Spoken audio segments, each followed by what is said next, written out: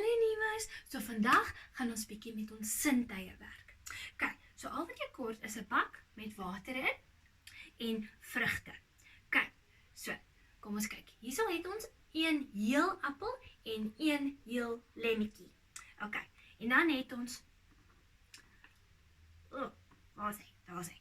'n halwe appel en 'n halwe lemmetjie. En hulle is dik. Kyk ja, hulle is dik stukkies. Kyk, dan het ons 'n dun appel en 'n dun lemmetjie. Kyk, nou gaan ons bietjie met ons sintuie werk. Right, so kom ons begin met die appel. So kom ons ruik hom. Dit ruik lekker, dit ruik soet. Kyk, wat van proe? Dis ook soet.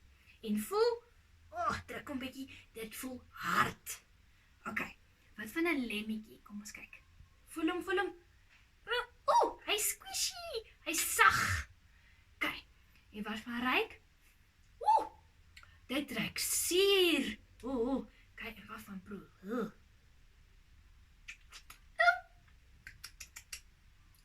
Dis baie suur.